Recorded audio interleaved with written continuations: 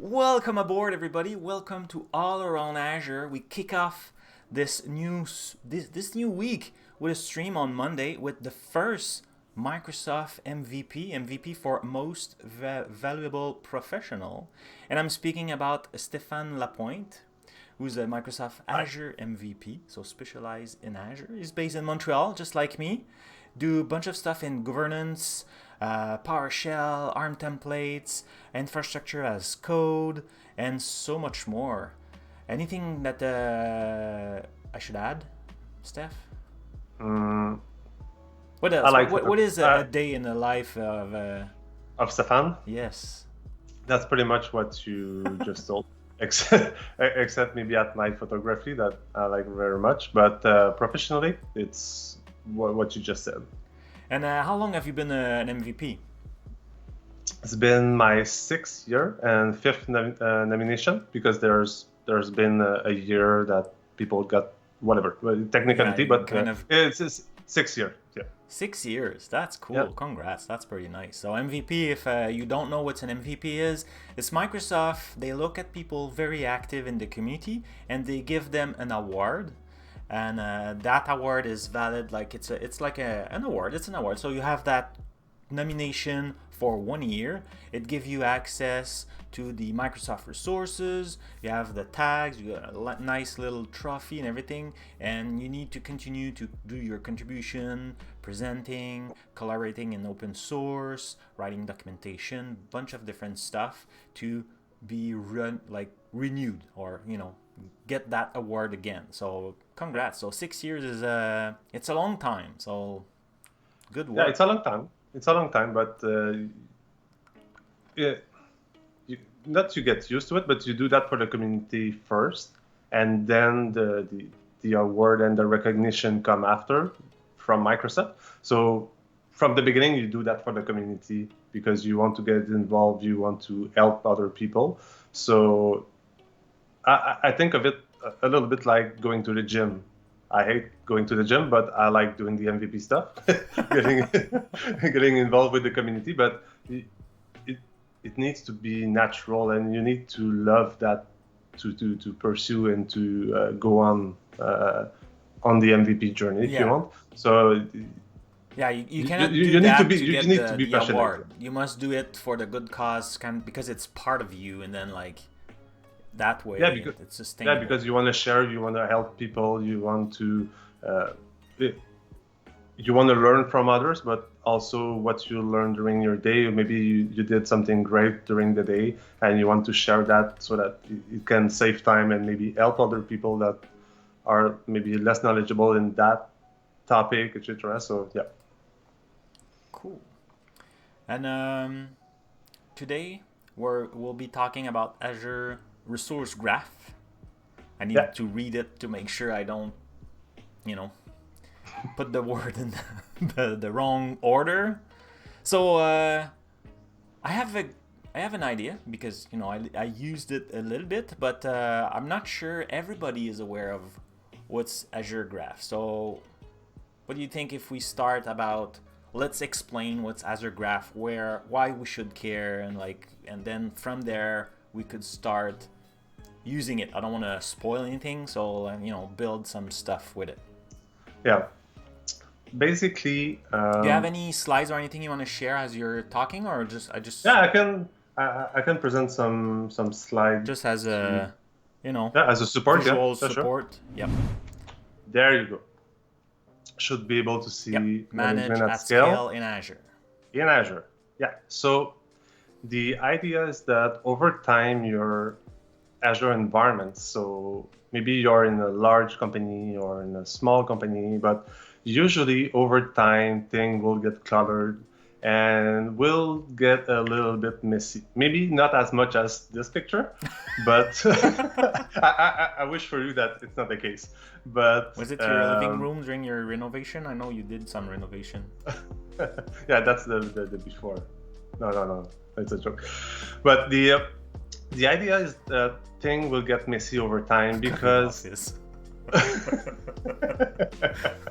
that was Joel saying that. Yeah. But Joel is not wrong, because in my office, we mix the office with the playroom for the kids, and sometimes it looks like this for real. So the idea is over time things will get cluttered and a little bit. Sometimes maybe it will feel like you're out of control because depending on how you operate in your organization, you might have a central IT that manage everything, but a more modern approach is to allow people to create their resources, configure them, etc. So this way you get all the agility, all the premises of the cloud, getting fast to the market, fast iteration, and be more agile, etc. I just said that, but the idea is the more you allow people to do their stuff, they might not be expert. People move around in department, things like that. So it's a very alive environment. So things over time, if you don't do your cleaning and you don't go back regularly, things will get messy.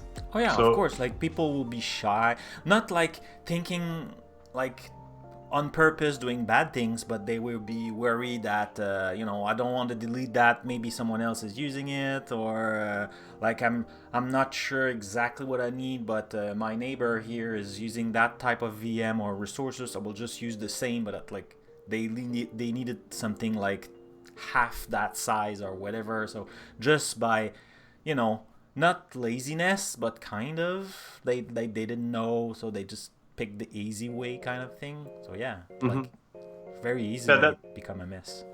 Yeah, that's a good example, and it becomes even harder when you share resources between teams. So if you take an example, let's say you have an app service which is for websites in Azure, a PaaS service, a platform as a service. So if you use an app service plan which is shared across several teams, you might at some point get to a higher SKU, so you get more compute power because you have maybe 10 websites running on it. But if someone in a corner decide to remove 2 of them, maybe you would have been able to go down a little bit in power, like you just said. So and there's tool to help us, guiding us into that in Azure, but that's another topic. That's not a topic. Exactly. Yeah, exactly. But the idea is that over time, it's a living environment, so things will get messy. But you need visibility, and this is where Azure Resource Graph. There's a lot in the governance portrait, but today we will talk about the 4th icon that you see on the screen, which is Azure Resource Graph. So what we used to do in the past, if you've been playing with resources in the portal in scripting language, what you usually do is that you go one subscription at a time and you query for the information you're looking for, because it was the only way to get information about resources and resource group. You need to switch to each subscription. So what it might look like for people who are comfortable with scripting, this example is in PowerShell, but basically you retrieve, let's say, all your Azure subscription. You will switch the context to the current subscription. You just iterate through it, and after that you can do whatever you want. You can ask for a resource. You can try to find the let's say you're looking for all the storage account in all your subscription. You could use some code like that. Yeah, because like right now, maybe a lot of our viewers are having just one subscription. They are a developer, they have maybe an MSDN, maybe a pay-as-you-go, maybe a student, whatever subscription. But when you are in an enterprise, you could have many different ones. Maybe the one that the company let you play with, the one for a specific project, maybe a few ones for different clients. So you could have a bunch of subscriptions. So that loop here is looping through all the subscription to collect information. Okay, now because if you only have one, you say, why should I loop through different subscription? Yeah, but it makes sense as an enterprise to have multiple subscription.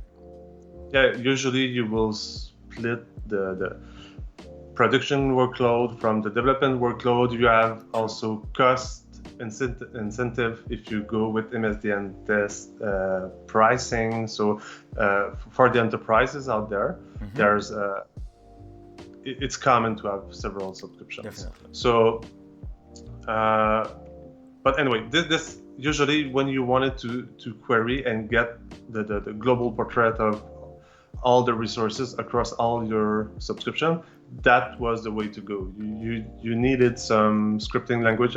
This is a PowerShell example, but you could use Azure CLI, which is the command line that runs everywhere. So, and if just a quick note that Azure Resource Graph was born as a proof of concept, as a hackathon at Microsoft. Oh, really? I didn't know that. Yeah. So it's a very small group of people that decided, and I think they were coming with the hackathon to try to improve the platform, and they just came up with that new idea of having a big graph in memory to. So I like to think about Azure Resource Graph as a big library. Library. I was trying to get the word. Yeah. So I really like to think about it as a big library where everything about our resources, most of the thing about our resources are contained. So think of it, if you're a developer or a technical person, you can think of Azure Resource Graph as a big graph database, a big database in memory. So, and you have very, very quick access, and all the information from the resources from all your subscription is contained there. So instead of going through each subscription, and what people were doing when they were switching to each subscription, they were talking directly to, there's something in Azure which is called resource provider. So if you're dealing with VMs and app service, let's say a web app or SQL Server or Cosmos DB, for example, just to name those, you are talking to the management API of Azure Resource Management. But Azure Resource Management doesn't know how to create a VM, doesn't know how to create Cosmos DB. It's the responsibility of what they call a resource provider. So I like to think about a resource provider like a driver on your machine or on your computer. So your computer doesn't know how to print the sheet from your printer. There's a driver that is the intermediate that does that work for them. But the idea is going through each resource provider to query the resources. Let's say I want all the storage account, I want all this and that. When there are certain criteria, resource provider weren't designed to do that. So the performance wasn't that great. And going through each subscription is a pain if you're in an enterprise environment. So the idea of this, so I was referring that it was during a hackathon that they came with the ideas of doing Azure Resource Graph. It was to bring all that data fast and being queryable at the property level, which was a little bit harder to do because you might ask yourself, why would I want to use that? There's a lot of use cases. Let's say you're in there's a security incident and someone at your company asks you, let's say, I want to know how many VMs are impacted by this vulnerability, let's say in that Linux version or for Windows, for example, etc. So how were you able to get that information quickly? And maybe you keep track of all your resources in an Excel spreadsheet, but this is not very dynamic and live, and usually that dates from 6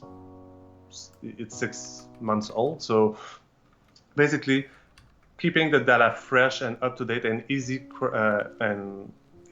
queryable. Can I say that?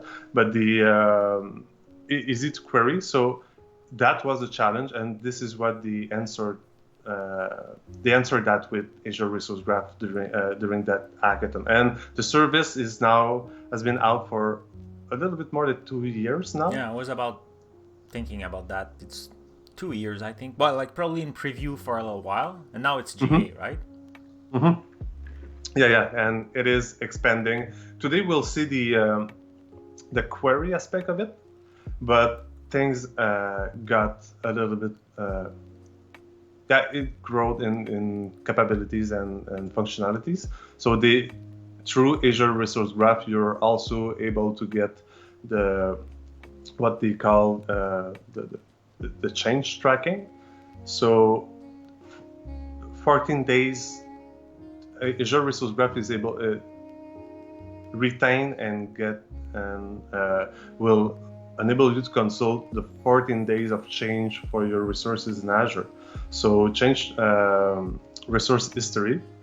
This is something that is very useful. Also, let's say you want to troubleshoot something in production or in your environment. It doesn't need to be a production, but let's say something happened and you need to just guess what happened and why is it that way, let's say. But with resource history, you're able to go back and say, oh, okay, let's say Stephane 2 did that in production or in dev environment last night, and he changed that configuration. He switched the encryption off, or the HTTPS to HTTP, that kind of thing. So everything you can change on Azure Resources. Azure Resource Graph will also keep track of that for 14 days. Oh, that's 14 pretty days. Cool. So you could even have some job that run every day or something, or every week, because you said 14 days, right? So it's about 2 weeks. So every week or something like that, have a job that run some query to make sure, like, you're respecting some standard or whatever. That's pretty nice. Yeah, and it's at a couple of places in the portal where you can consult that history and even do comparison between two changes. And you can, a little bit, if you're coding, you can have a kind of visual compare of what have changed between the property set before and after. So anyway, this is something that we're not going to explore today, but this is other functionality that get added to the Azure Resource Graph. That's nice. If people in the chat want to know more, let us know, and we'll re-invite Stephane. Sorry, I called you by your nickname. It's okay. I know Stephane in real life, so you probably guess because of her accent. Kind of very similar. So yeah, like if you're interested to learn more about that historic query, let us know in the chat, in the comments, whatever you're watching this video, and we'll re-invite him and dig deeper. Yes, and just in one slide, what you gain through using Azure Resource Graph is it really is blazing fast. I had some comparative of, let's say, at my company we have around 40 subscriptions that we manage, and going through all of them with a script, getting, let's say I wanted to know all the expiring certificates within the next 90 days, for example. This is a real life scenario, but if I wanted to do that the old way, the script was taking between 3 to 5 minutes to switch to each subscription, gather them, do what they have to do, etc. And the same kind of thing when I switched to Azure Resource Graph. I just tweaked the scripting a little bit to use Azure Resource Graph instead of going everywhere, and the result was under 8 seconds. So it's very, very fast when you're looking for answer, and it gives you a great visibility across all your cloud resources. Powerful query. If you're already using log analytics or application insights, it's the same query language underneath. So if you already people that are familiar with Azure Resource Graph or other technologies. Azure Data Explorer, for example, the code name for the query language was originally Custo. So if you know Custo, you know what it's called today? Is it M, or did they give it a name, or it's still? I don't know. No, I think they just. No, I don't know. I don't know I don't want to put you in the corner. No, but because I don't want to invent a name. I used to call it Cousteau, and I think they kind of say no, like don't use that name anymore. But I'm not sure what we should call it. KQL. KQL. Yeah, we'll see that if maybe I can share a page of the documentation, but usually it's a KQL documentation. So excellent. That makes sense then. Phew. And do you know, Stephane, is there any, because there's nothing wrong at still using the script. You will have your resources and all that thing. It's just to gain a swiftness and everything, like Azure Resource Graph is faster. But as far as you know, from the top of your mind, like, is there anything that I will see in Azure Graph or I will access that I cannot using the, let's say if you're doing in script, for example, except the fast aspect of it, one of the things you can do with Azure Resource Graph is if you're doing a custom dashboard in the Azure portal, you're able to pin Azure Resource Graph queries. So that's cool. Okay. Yeah, and this is and that's a big plus. And you can build custom dashboard using Azure Resource Graph. And I have an example of this that we can see a little bit later. Excellent. And this is the kind of thing you cannot do in script because this is client side. When you're scripting, you cannot do that kind of thing. And one of the thing also is this is even for larger enterprises and partners, let's say, that play with Azure. The last dot there is the support for Azure Delegated Resource Management. So if people are using Azure Lighthouse, they will be able to query all the subscription of all their customers using Azure Resource Graph. So as a partner, as a provider of service for my clients in Azure, I'm able to, let's say, detect, again, it could be something for security, a misconfiguration I'm attempting to revert or something like that, and scan all my clients with one query and be able to do that also. So again, there's a lot of feature and advantage for, I wouldn't say enterprise, but as soon as you hit more than one subscription. But even if you're having one subscription, like I said, the dashboard thing, you can use and build custom dashboard and use those cool functionality even if you have one subscription. So that's pretty much it for, I think, this. The rest after that is queries. So, and the thing that you just need to keep in mind is that Azure Resource Graph, it's, for that part at least, it's always read-only. So you cannot affect, you cannot delete, you cannot modify things playing with that. So it's safe-proof to use that. The only thing you might have is just have a bad syntax for the query you're trying to build, but you won't cause any damage using Azure Resource Graph. So no damage. Damage control is read-only. Excellent. I like that. Exactly. Yes. So that I think that's kind of a bit of an introduction about what we can say about Azure Resource Graph. So how about it's a big. We get started. Sure. Let's so query. Like, how do we start? First thing, you open the Azure portal. So portal.azure.com. You should know that it should be in your bookmark already.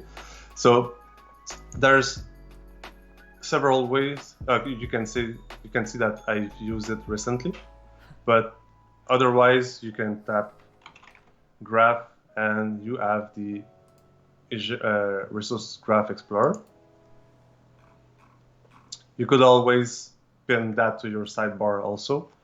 The idea is that you get with that intimidating query interface that you need to, just a second. Okay, well, so you can see there's on the left, there's a bunch of tables. The default one is resources. So this is where all the information about your resources is. But over time, and especially during the last, I'd say,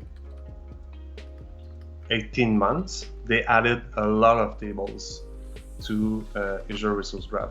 So you now have access to advisors' recommendations. You have access to security events, assessments from Security Center. You have access to the maintenance. If there's planned maintenance in Azure that are coming your way, you're able to query all those kind of things with same thing with alert management. So if there's alerts that you created, you could query those kind of information in there. So, but the main one and the one we'll focus on today is resources. So at the very base, if you don't specify any table, the default one that will get selected is resources. So if I click on resources,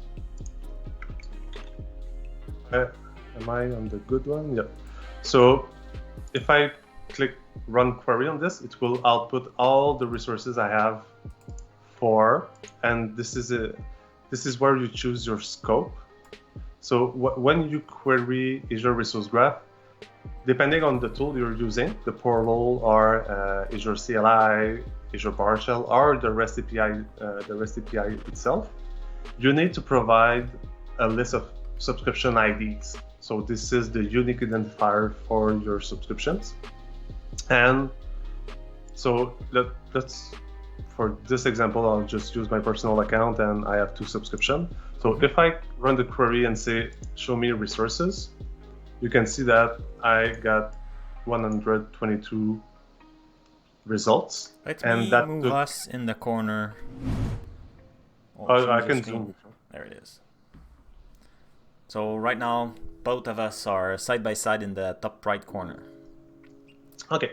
Oh, we'll have a better view on the result and on the result and the queries. Well, because I will write a lot of code. So okay, so like you can see, 122 result, and that took under a third of a second. So, and I could have had a 2000 result, and the speed would have been similar, under 1 second, etc. So if I do, so this is just, let's say I specified the table at the very beginning. If I did the same with Azure Resources, I run the query, I will get the advisor information that is kept inside Azure Resource Graph. So I'll keep with resources. I'm on all my subscription. If you're asking yourself, I'm playing with management group. So management group is an abstraction of a way to group several subscriptions together for the sake of simplicity and ease of configuration and yeah, basically to do management at scale. The support for querying at the management group level is coming. It's currently in preview with an API version. Nice. It's coming. Is it a public preview or it's a it is a public. I'll give an example because we're too soon in this, but I can go back and show you the construct query at the management group level using the REST API a little bit later if people want to see that. Okay, so first thing you want to do usually when you have a big group of data is you want to add some restriction. You want to limit the amount of information, or you're looking for something. So you need a where clause. So it's, if you're doing SQL, it's pretty much the same thing. So where, and usually one thing, just go back in there. I cannot get rid of that. Okay, so you can see that even when I run the query with resources, I have all these. Okay, I'll just run resources again. I have several information in there. So the ID of my resource, the name of it, the type. So if I was talking about resource provider earlier. So we can see that Microsoft.storage, this is the resource provider. And after that, it's the resource type itself. So the type storage accounts, which is a storage account. So it's the provider, it's like a super type kind of thing. Yeah. Parent type. Yeah, it's the parent responsible to managing those child resources types. At least that's how I visualize it, because initially when I started in Azure, I was not sure for me what provider was. In my mind, it was something else. So first I was like, oh, it's the type, but then like you get subtype, it get confusing. So it's kind of a parent type or group of types. Yeah. Cool. Yeah. The way I think of providers is I really like to think about them as, like I was referring, as a driver for your computer. So one is responsible for your printer, another one might be responsible for your keyboard, your mouse. So it's just they know how to talk and deal with the hardware, and so that's okay. So we have, So we have the type, tenant ID. The tenant is always the Azure Active Directory tenant. It's the ID of that tenant, basically. And usually you have one or several per organization, but yeah, so it's the ID of that tenant. The kind, location, resource groups, those are all information that are attached to that Azure resource, subscription ID, SKU, etc. The thing is, there's a lot in there. So I can click see details, and there's more and more we can see. Good. Yeah, and you have even the JSON document and everything. Yeah, exactly. So the biggest part usually it's the property bag, which is under properties.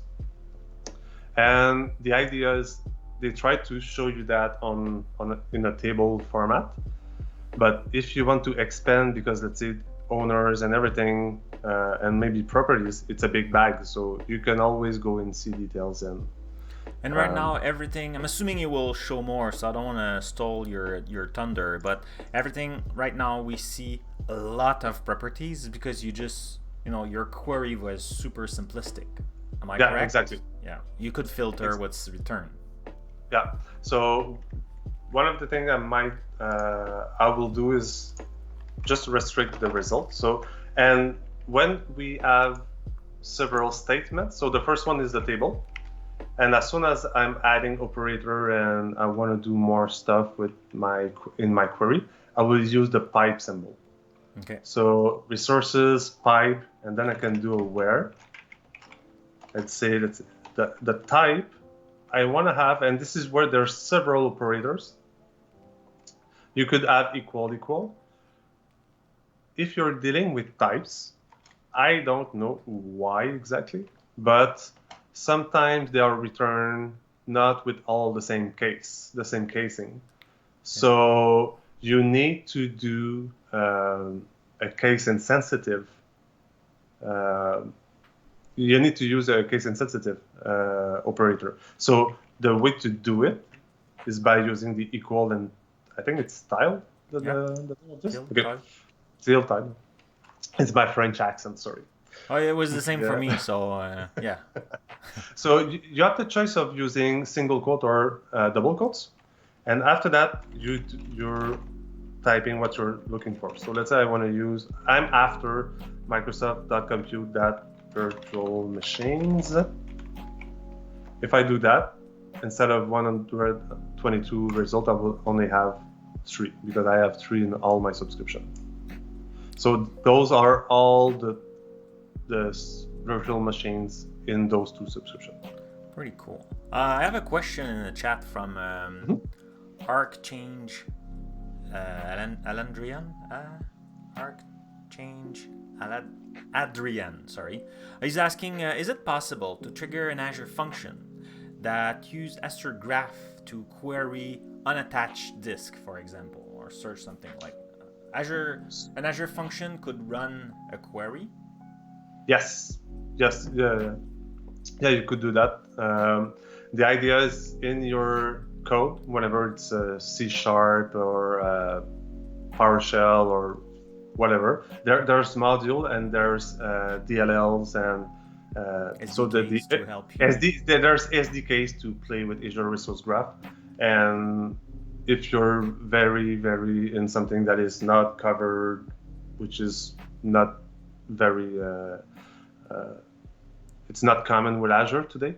There's SDKs for almost everything, but you can always revert to the REST API as a last resort if you want. It's the more complicated way maybe to implement that in functions. But like I said, if you're using C# or PowerShell, whatever, it's very feasible to go and query Azure Resource Graph to do so. Yeah. And I'm assuming at that point, then the Azure function will need to have access. So you need to use identity and set up a user to get access to your... Exactly. The recommended way will be to use a managed identity. So I don't know if we need to explain managed identity, but it's it's very easy now. There's good documentation. I don't want to go too deep on that, in this sideways.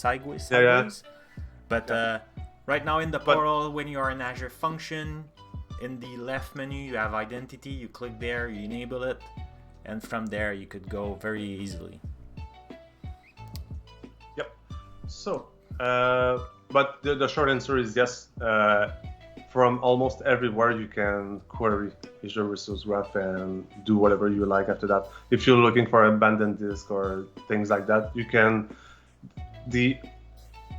I won't say the hard thing, but the hard thing to do, but it's just get the idea of what you're looking for, translate that into a query, and this is where we're going to see a little bit more of how to perform query today. And this is the hardest part. After that, invoking the resource graph query is kind of easy. Cool. Okay, so there I have the virtual machines. Again, I have all those properties. Let's say I'm, again, going to the properties. I'm looking for maybe VMs that match this size. I can go also and check the OS disk. So there's a lot in there where I can say, and if you have this example, I could always go there and add another where clause and say, okay, give me all the VMs that are, let's say, deallocated. So you can say, and one of the things you can do also is go in there, let's say,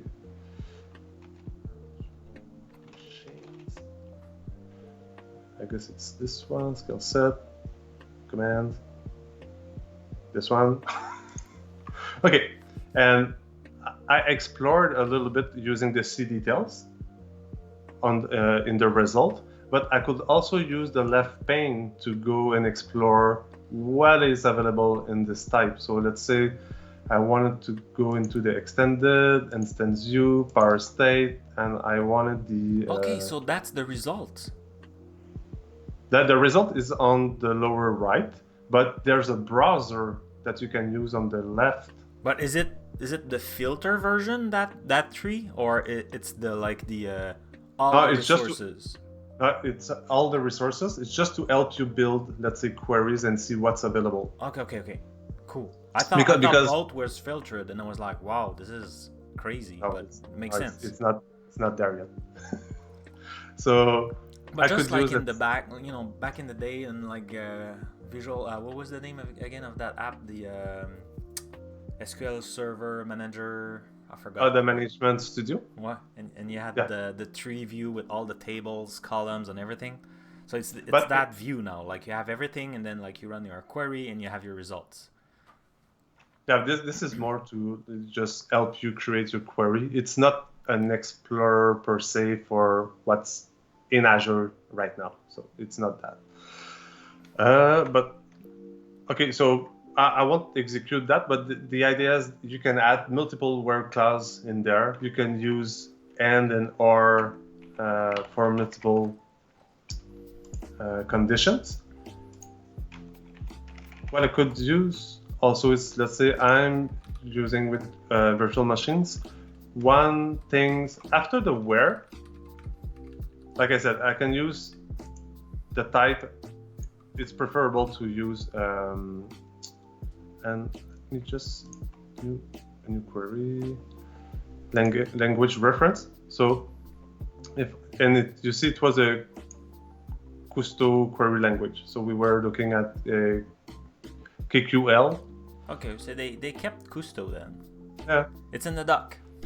I'm safe. It's in the doc. I won't get any trouble.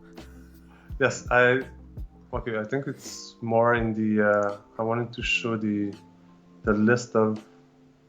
I think I have that in the. Let me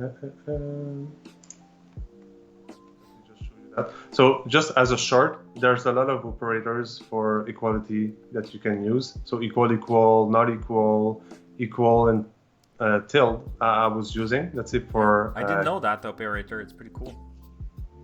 Yeah. So, and this is just a short list of them. And if we go to the, just in there, you will have there, I cannot have all that by heart. It's, oh wow. But the thing is you can do pretty much everything with the string operators. So the idea is just, it's in the documentation.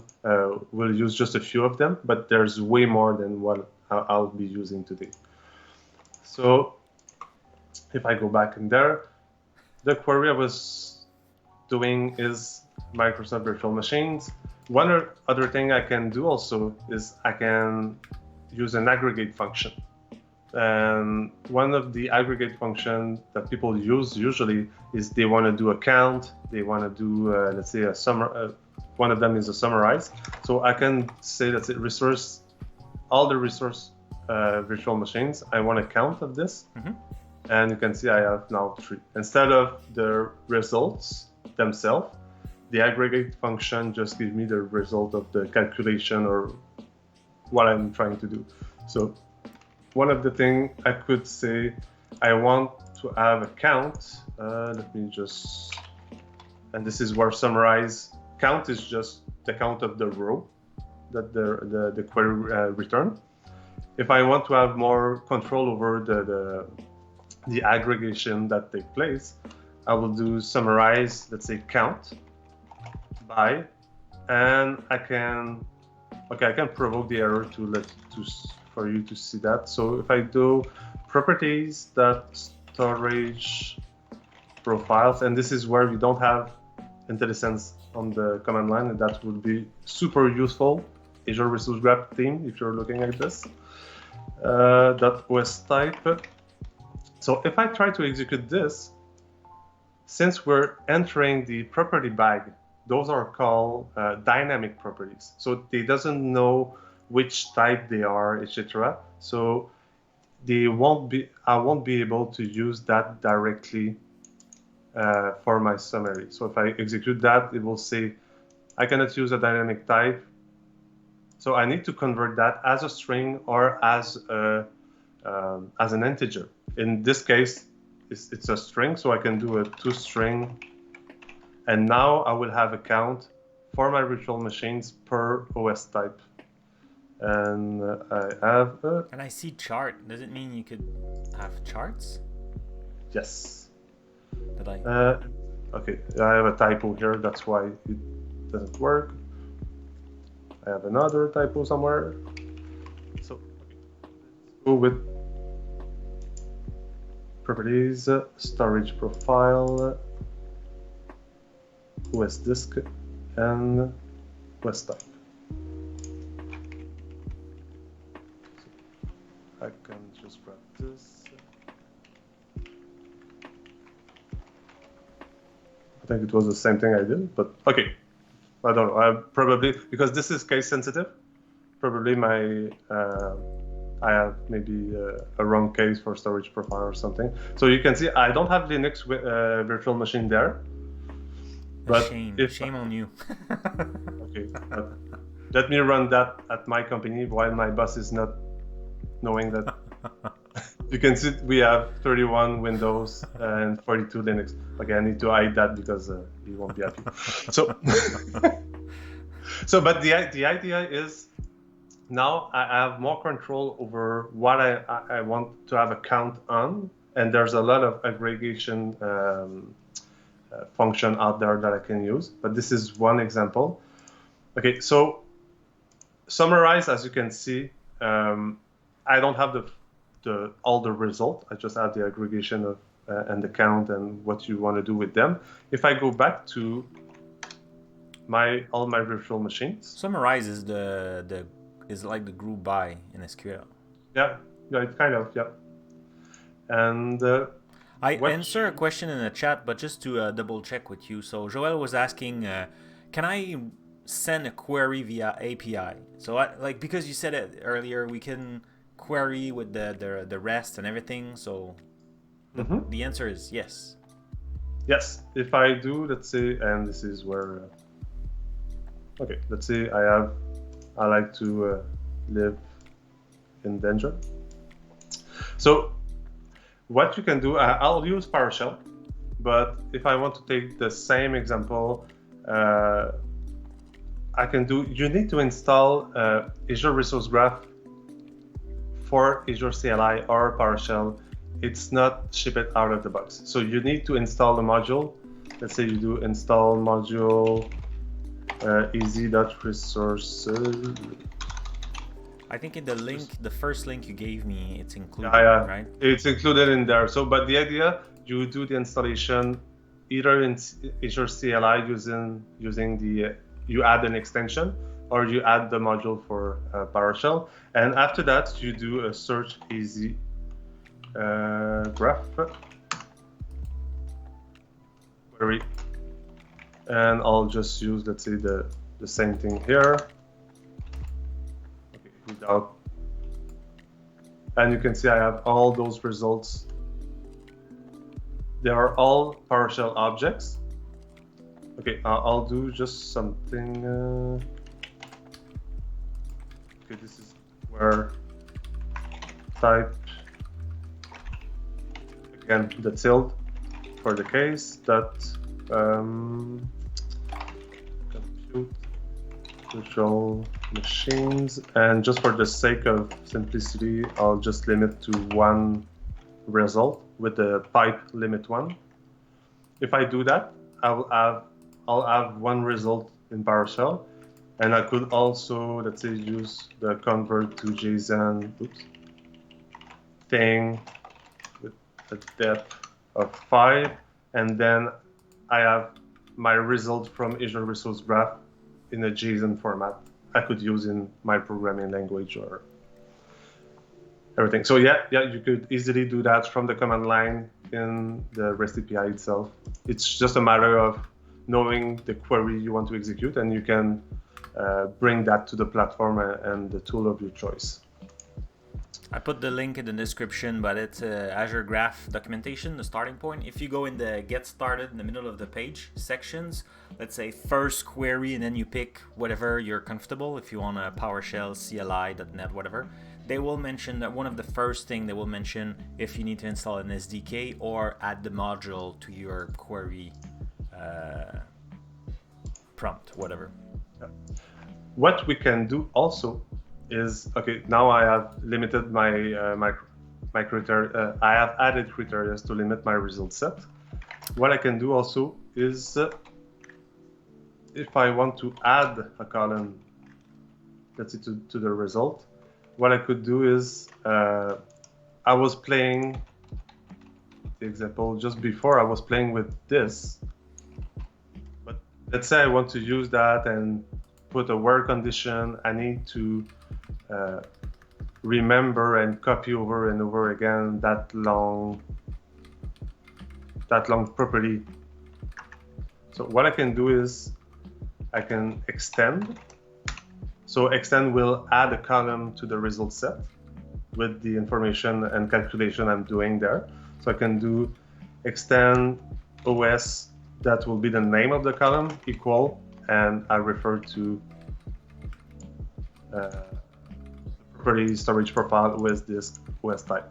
Then what I could do is, let's say, summarize count by toString OS. If I execute that, it will be the exact same result, but I could also do after that where OS equal, or again, equal Linux. In my case, I won't have any because I don't have any Linux virtual machine, but again, if I do that in my corporate environment, I will have 42. I need to switch back. The corporate environments. And so let's another environment, a mysterious another. Yeah, let's call it the other environment. The other environment. Yeah. You know, like in you know, the Upside Down. What's the TV show? Stranger Things. The Upside Down. The other environment. So the idea, people in the chat are asking to see if we can have chart and bypass. I'm assuming you will show us that later on, right? Yeah, but I'll get that. I'll get to yeah, that's what I mentioned. We're waiting for that. We'll be waiting. Yeah, I can. But the idea is you can extend, add more. If I do this, you'll see that at the end, my added column is there. So I can use it for whatever reason, using a where, summarize, or whatever. So I'm just adding more and more. So extend.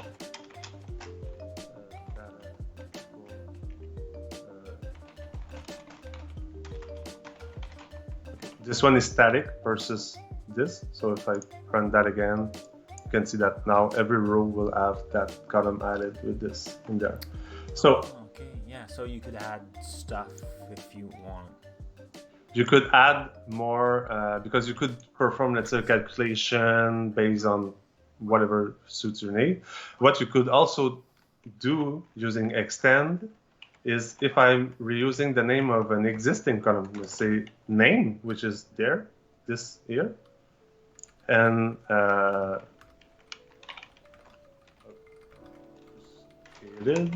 if I just run that, now the name column is overrated with this, and it's now called obfuscated. So you have a lot of control over the column that you see there.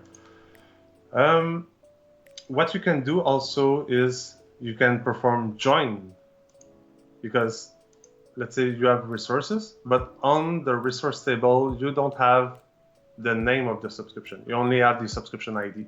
So if you're looking for containers, which are subscription and resource groups, you need to query a separate table. Okay.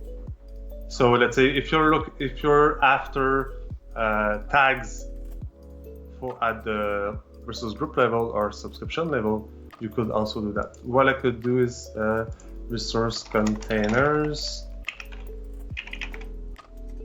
where type again equal Microsoft.resources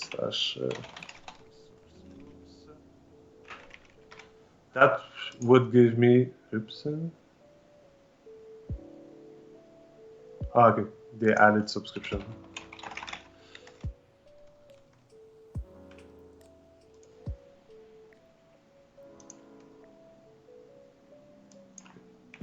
Resource containers. Where type.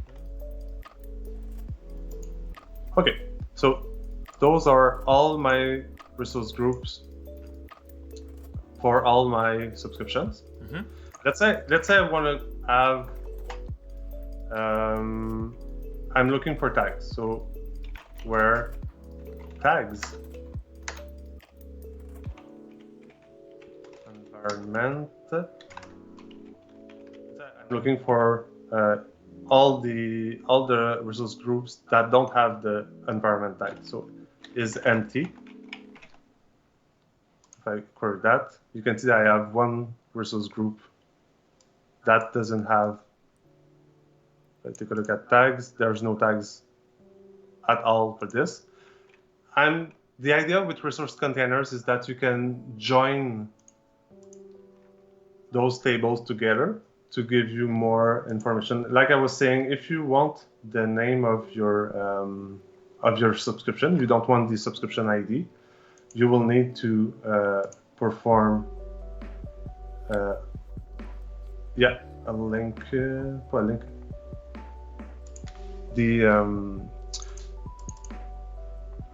I think I have that just on the side, just not to type it. But the idea is it's going to be subscription. If you have it on the side, Stephane, you can copy paste it and just explain what it is to save time. Yeah. Or avoid typos or whatever. Yeah, I have it somewhere. Join resource containers. Okay. Go. So I'll explain what it is at the same time. So I'm starting from resources. I'm looking only for one VM, which name is Steam VM, and I join on resource containers where the type is subscription. And I'm projecting, and this is something we will see, projecting the subscription name, subscription ID. And the link, the join is on the subscription ID field. And I'll just remove that for the moment. If I run this, like you're running a sub query, and that will return the subscription name as the name. Exactly. Okay. Because usually you only have the subscription ID information, and now using this technique, you can join on multiple tables. This example is for the resource containers, but you could do the same for other tables and join and get more information and restrict those. Yeah, pretty cool. And that one of the example for the subscription name, that's one thing. But let's say you're looking for, I think I have it there also. There's one that is way more complicated. I'll just get to it. Quick start query and this. I think we're pretty good in time, Steph, but just to let you know, we have about 20 minutes to go. Yeah. So let's say I want to have the VM with, and this is, I think you have it in the links also, but this is a repository I made for myself where it's resource graph queries I find useful or I had to use in the past, and I'd put them in a GitHub repo. Is it people can quick start queries? Azure Quick Start Resource Graph. Yeah. Okay. I'll share that. It's under the SureGate account. So if I take that, you see there's join, what I can do is explain you what this one is doing, and after that we can go to the chart, because there's a lot of keywords in there. So we start with all the resources, which are virtual machines. We will extend all the NICs, so the network interface. Mm-hmm. MV-expand will take,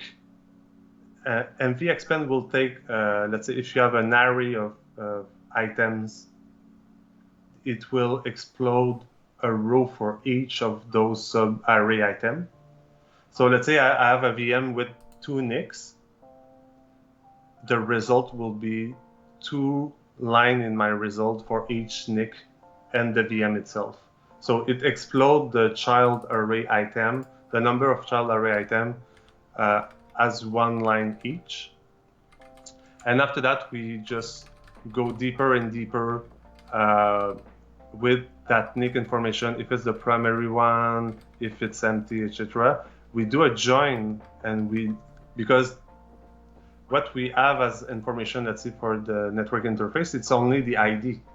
in the virtual machines. So having the ID, now we can perform a join to go and get as a subquery the network interfaces that match that ID. So just to go get the public IP, you can see that, and this is only to get the public IP of virtual machines.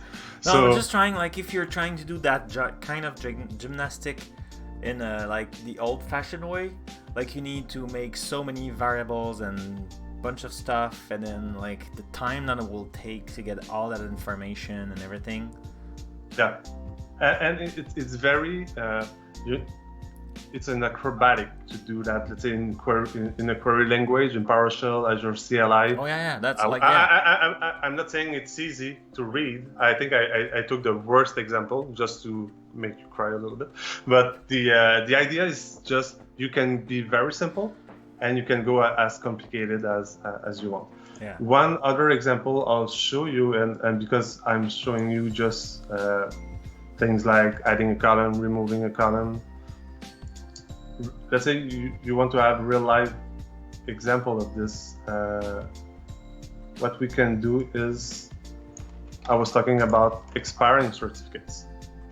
So I can just, let's see, I'll remove that. I can. So the idea is I'm looking for web certificates that are under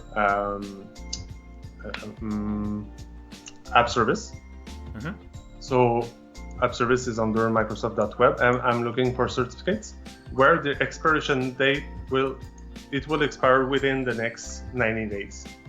So I can have a query.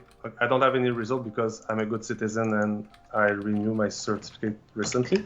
So if I do 270 days, you can see that for my website, it will expire on the 2021. So using those kind of queries, you're able to dig and get and be proactive and say, I want to have result. And the Azure function was a good example of this. Or you can build yourself a dashboard.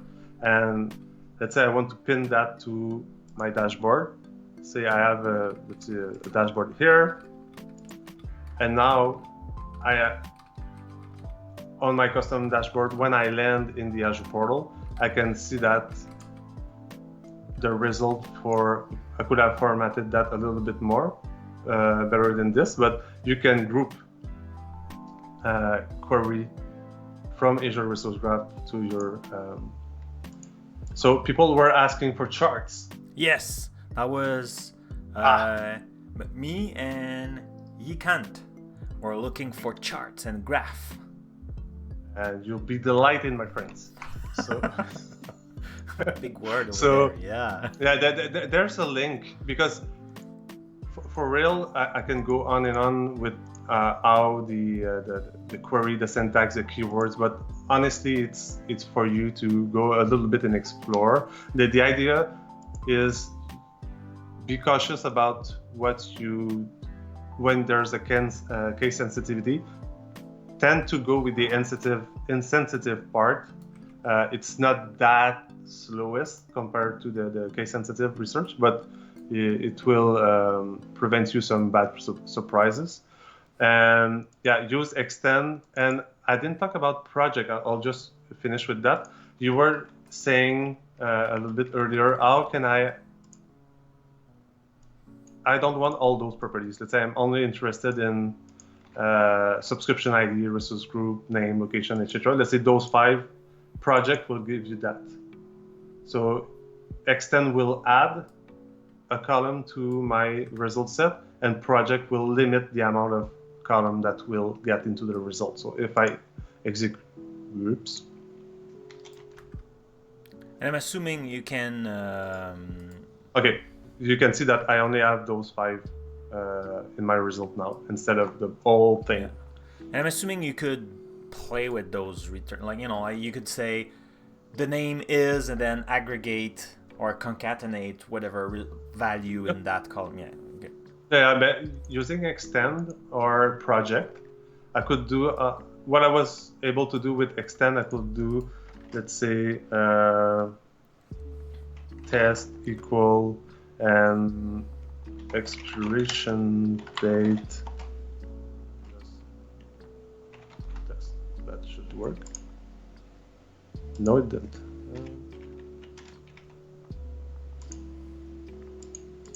Okay, so. But the idea, yes, you could add those together and perform your calculation and do that very easily. So project extend, project away would be, let's say I just want to keep the name of the resource, the location and expiration date. So let's say I want to get everything except those three. Project away will enable me to do that. Oh, so that's nice. So it's like everything except those three. So this is nice to know also. Yeah, kind of, yeah. Instead of typing all those three. Like you wanna keep this property hidden from the result, and like you just type that thing and return everything else. Yeah, that makes sense. Exactly. So, as for the charts, so let's say I want to have all the OS types. Okay, I'll go to the other environment. I need a sound effect. Let's say I have, those Linux and Windows virtual machine. If I go to chart, I can select the chart. Maybe not a map. Yeah. No, not a map yet. So you can see that I have two choices basically, bar and donut. So the more you have, and same thing, you can pin those to your custom dashboard in Azure. If I return to my genuine environment, there's in the links that you have, there's Azure Governance and Azure Resource Graph samples for custom dashboards. Yeah. And there's two samples. And you can have, this is called the inventory, Azure Resource Inventory.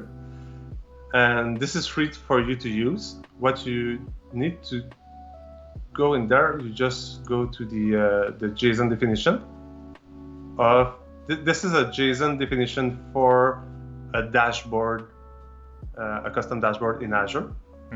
What I'll do is I'll use the raw version of it, and I'll use that file to create a custom dashboard. So I'll choose upload. You can see it's not the first time I've done it. And now it's plugged live with all my resources in my. That's cool. Yeah, so you can see that you have 122 resources. The top resources counts by type, and this is a compute inventory. The number of virtual machines, Windows, Linux would have appeared there also.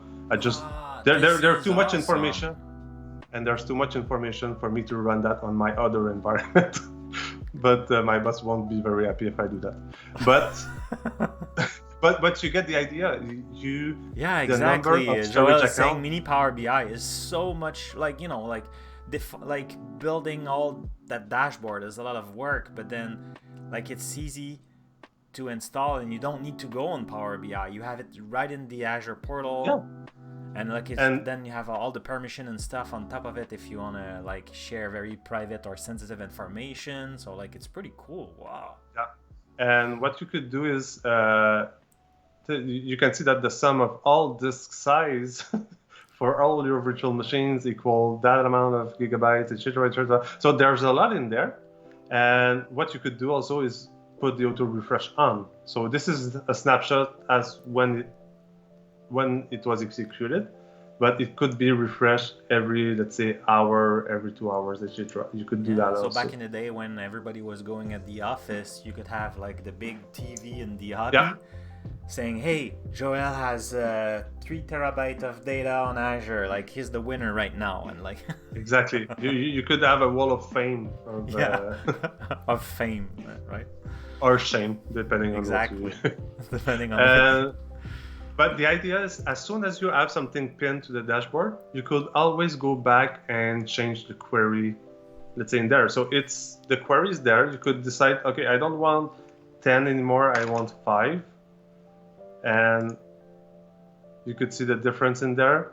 Update pin part on the dashboard, and then you can see, boom, it's just updated. Boom. So it's really easy, and I would need to change the title, of course. But the idea is you could come up with pretty intense and interesting dashboard using just this. Start from that file and then customize it for Exactly. this need. Remove some sections. So like if you just want to, quick start. Just take this and then you remove, change the part you like, you don't like, add custom stuff. That's pretty neat. Yeah. I had another question. I know time is flying, so I want to make sure that all those questions are answered. I'm not sure, like, I will ask the question and then we'll discuss. So, is it possible to figure out most utilized resources? Like, it depends, I think, on what's utilized mean, right? Because, like, is it storage? Is it VM? Is it like a service? Is it a container? And the short answer is no. No, we can't. No, because what you will use to determine if a resource is used or not. It depends. If you want to know the more that is used as by the count of instances that you have, this is what we have on screen right now. But if you're interested in, is my VM utilized or is it used? You get that information from the metrics of your resource, and that is not available. Metrics. Okay, so I could not check. Metrics for resources. I cannot say give me the VMs where the CPU is higher than 80%. Not at the moment. It's not there. People are, and when I was showing you the VM. We were able to see the provision state, if it was running or you could do that though. Do I have a sample for this? Where subscription? No, but I could go back. But the quick answer is no. Okay. It might come over time. You're able at the moment to detect if a VM is running or not, because they introduced that information recently, because people were asking for that through User Voice, the Azure User Voice website, where they can propose and vote for functionality in Azure in general. Yeah. And this was a top ask for the Azure Resource Graph team. So, but no, at the moment, you don't go as deep as the metrics of the resources. And it will be very difficult also to access, because Azure Graph, like you said, doesn't know how all those things work. So it's, with the providers and everything. So it's only have some information. So it's how the resources is defined. Yeah, and you make me think. One thing I didn't mention at the beginning is that Azure Resource Graph is updated when you modify a resource in Azure. Azure Resource Graph, I think the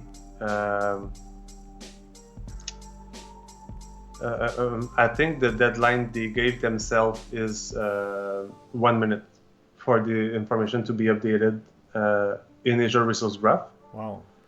But usually it's between 10 to 15 seconds.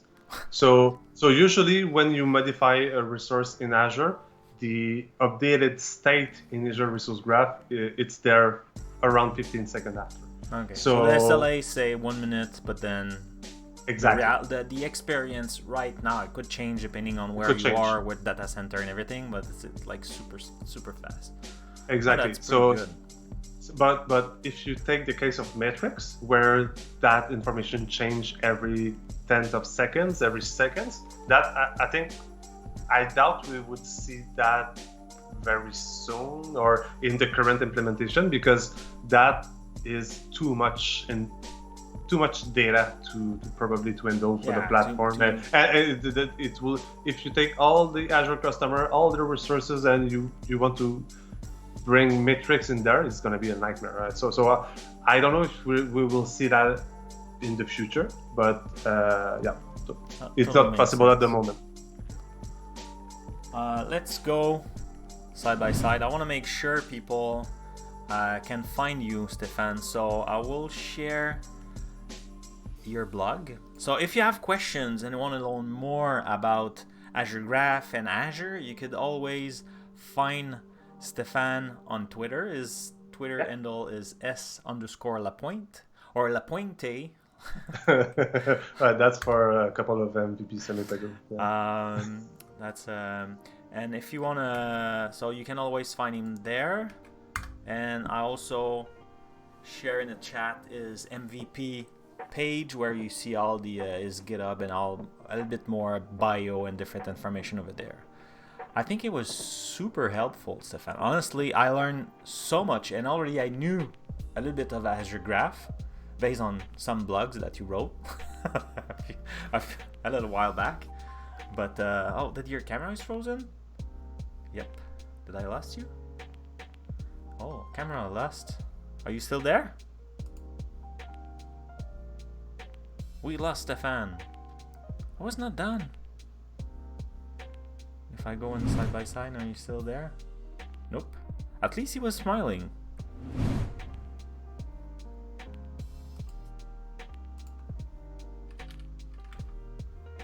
Oh no, Steph.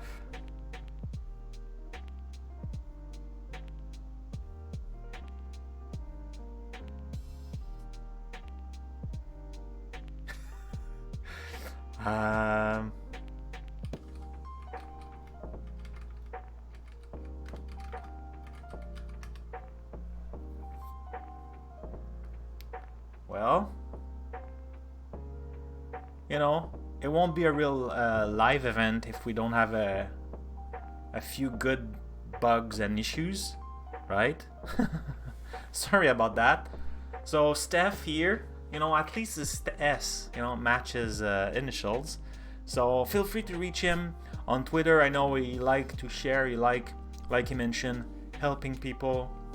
So he will guide you. He has a nice blog called Code Highway. Fantastic, he's blogging over there, sharing a lot of information. Always also he's doing some recording. Yeah, and now I'm trying to remember from the top of my mind all the information. But yeah, I will share all the information. I have a bunch of links in about a week or two. That stream will be compacted in a video available online. I will make sure that it's available. You will probably find it at blog.azure.com, allaroundazure.com, I mean. Yeah, so I will see you tomorrow. We have another show, and I forgot the topic. Tomorrow it's... Hey, there you are. I'm not sure we have the sound though. Now you do. Yes, I have. Okay. Sorry for that. I don't know. It's live. It's live. So live TV. I was just saying, if you have any question, ping him on Twitter. He's always very happy to share. That's how he became an MVP, because he liked to help people. So send a question over there. And this video will be also available later on YouTube or at a blog. I will make sure so you can follow me also over there, and I will share the blog post, but the URL right now is not available yet. You know, building the car as we're doing the race. So it will be blog.allaroundazure.com. So thanks again, Steph, for spending time today with us. Thank you for having me. Yes. Thank you everybody in the chat for this wonderful day. And see you tomorrow, talking about Apache tomorrow, I think, if I'm not mistaken. Thank you. Bye. Bye-bye.